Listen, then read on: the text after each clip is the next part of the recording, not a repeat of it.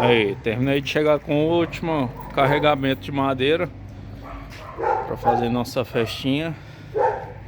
Aproveitar o frio, fazer aí a fogueira. Eu acho que tem mais, deve ter o triplo de madeira que eu tinha aqui da última vez. Eu vou ver se eu faço algum esquema para colocar ela aqui, ó. Agora tem madeira o suficiente. Vai dar bom.